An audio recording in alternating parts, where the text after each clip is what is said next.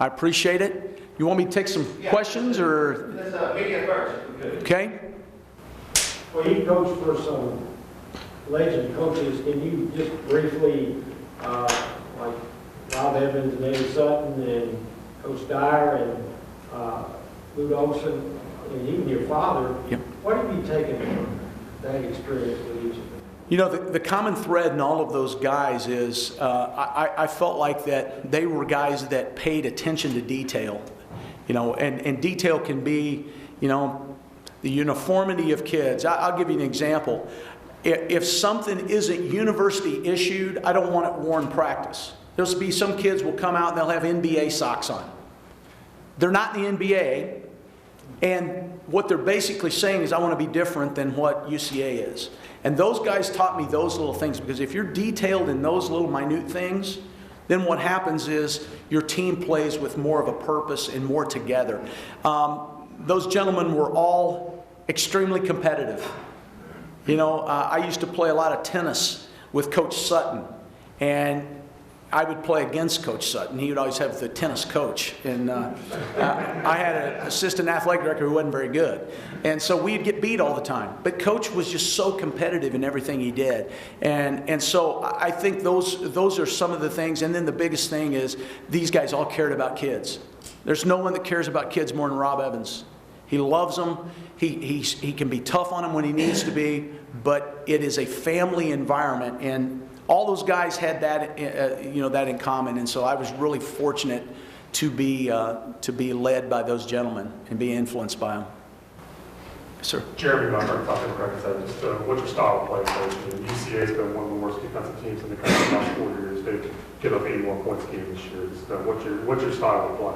Well, obviously we start on the defensive end, and not to say that because of what you just said. It's really true. The teams I had at Grand Canyon, we were always in the top 3 in defense in the league. And this is one of the tougher Division II conferences in the country. In fact, national champions coming out of that region the last couple of years. And I believe that it starts on that end, because you can shoot a poor percentage and hold your opponent to a poor percentage and still win. And so we will start with that. Pressure man-to-man defense. That's a big influence that Eddie Sutton had on me. We'll mix in some zone, but it'll be our base defense will be man-to-man. Then on the offensive end, I'm real big on ball movement. I mean, the ball's going to touch a lot of hands, and I don't like to see the ball dribble. So if you like that style, sorry, we're not going to do that. What did you learn from coaching in the WNBA? I learned that those are the greatest women athletes on the planet. I was very fortunate. I got to coach Diana Taurasi and Brittany Griner. And, when Anthony and I went to the Mercury, they were a game below 500 and struggling a little bit. And we literally made a couple minor changes that turned out to be major for them. But they are so incredibly smart at that level, whether that's men or women. But I love, you could draw something on a dry erase board and they just were like, got it, and go out and they could run it. And that was very enjoyable to coach that level of player. And, it's a little bit different. They are employees, they come to practice and it's over and they go home. And I think that's part of the thing that made me miss college. I love the interaction with players. And at the pro level, you don't quite have that as much. And another thing, it's kind of, this program, and you alluded to this, just to elaborate on it, it's been the lowest performing athletic program academically in the school. Yep. And it's probably, kind of elaborate on your academic program. Well, number one is in the 4 years at Grand Canyon, we had 14 players graduate, and a lot of them in 3.5 years, and we're working on masters. And here's my thought on that. The reason I'm standing here today is because I have a college degree. And if I really care about these kids, one of the things I'm going to do is demand that they do that. And I said before, I run my program like I run my family. I love my daughters, but there's a standard they have to live to, and there's some things they have to do to stay in my good graces. And it's the same thing with players. And I think a lot of that starts with recruiting. I mean, if a kid struggles in the classroom, and if you're going to compromise that for their playing ability, then eventually it's going to catch you. It's real simple. If you don't get the classwork done, you don't get on the court. It's really that simple. And so my assistant coaches know in recruiting, we know who's kind of a risk and who we want to pursue and who we want to walk away from. So yeah, is it going to be easy? No. We're going to have to hold some people accountable. And if they don't want to do that, then quite frankly, they won't be with us. Somebody else? I didn't scare anybody on that, did I? Yes, sir. You played along beside Scotty Pippen. Do you see that Scotty can be helpful in bringing some players here? Have you had any contact with him? I have not had any contact with him recently, but with him being in Chicago, I'm sure that he does know of some prospects or some people that are coaching some prospects, and we will definitely reach out to him. I thought it might be a little premature prior to yesterday, so now that we have that, I think that would be a very good resource, as far as a lead on players. Yes, sir. Coach, can you talk about the current players that will be coming back or won't be coming back? I mean, how are you going to evaluate them going forward to fit your philosophy or their future? Yeah, that's a good question, and I think the big thing is I've seen UCA play about 3 times on television. I think they were on one of the Fox affiliates 3 different times.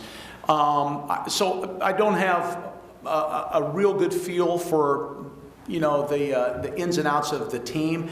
I will evaluate that on film, and I will have individual meetings with the players. I want to find out, number one, who wants to be here. I think that's first and foremost. And then if you want to be here, then there's going to be some things you're going to have to do.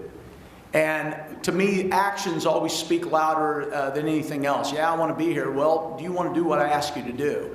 And so there'll be some proving point in that. But I certainly want to give everyone a fair opportunity to see kind of if they fit. Because I also know kids sometimes, none of them probably expected Corliss to leave. I understand that. And so that probably threw some of them off a little bit. And you certainly want to give them the benefit of the doubt. But we're going to have to, make sure that everyone is on board. I'm real big on loyalty. I'm real big on everyone pulling the same way. And that's going to take some time, me and my staff, to kind of weed through that. Somebody else?